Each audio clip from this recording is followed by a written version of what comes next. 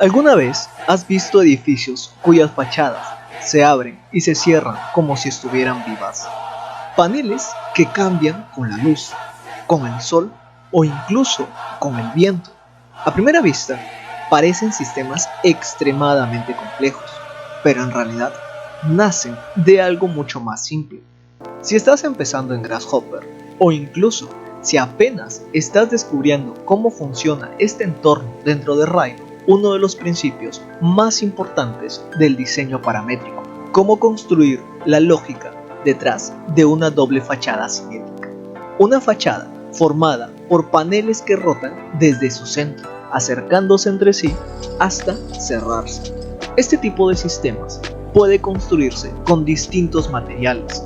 Podría resolverse con entramados de madera, con estructuras metálicas o con paneles modulares. Para entender mejor la lógica, vamos a trabajar con paneles simples. Así, vemos con claridad cómo se genera el movimiento. Y todo comienza desde el punto más básico del espacio digital, el origen del plano cartesiano. En Grasshopper, ese punto funciona como una referencia inicial para construir geometría. Desde allí, utilizaremos un componente llamado LineSDL. Este componente crea una línea a partir de tres elementos: un punto de inicio, una dirección y una longitud. En nuestro caso, usaremos el vector Z, que representa la dirección vertical. Luego, añadimos un slider, que no es más que un control deslizante que nos permite modificar valores en tiempo real. Ese slider definirá la altura de nuestra primera línea. Hasta aquí tenemos algo muy simple, una línea vertical. Ahora viene la primera transformación. Usaremos el componente RotateAx, que nos permite rotar una geometría alrededor de un eje. Conectamos la línea como geometría y definimos el ángulo de rotación con otro slider. Ese ángulo puede variar entre 1 y 90 grados, incorporando la configuración en grados. Al mover el slider, notarás que la línea comienza a rotar. Ese movimiento será el principio mecánico del panel, pero una fachada cinética no funciona con una sola pieza. Necesitamos continuidad entre elementos. Para ello, extraemos los endpoints, es decir, los puntos finales de la línea.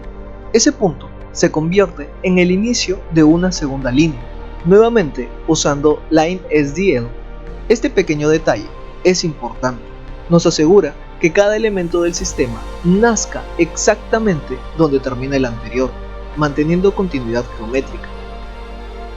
Repetimos entonces el componente RotateAx para esta nueva sección, pero aquí aparece un fenómeno interesante. Si modificas el ángulo, notarás que ambas piezas rotan, pero no terminan de encontrarse correctamente. La razón: ambas están rotando en el mismo sentido, con el mismo eje. En sistemas simples no sería problema, pero en una fachada cinética doble, las piezas deben girar en direcciones opuestas para evitar intersecciones y permitir el cierre del sistema. La solución es simple.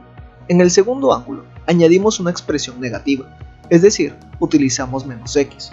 Con esto, el mismo valor de entrada se invierte y obtenemos rotaciones opuestas pero sincronizadas. Y en el eje de rotación incorporaremos el punto final de la primera curva.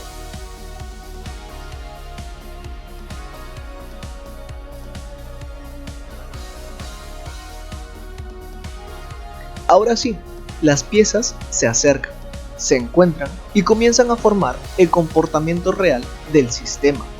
Pero todavía estamos trabajando con líneas, es decir, con geometría conceptual.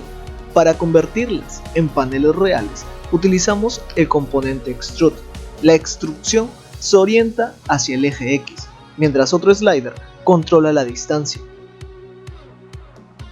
Ese valor define el ancho del panel, y algo interesante ocurre aquí.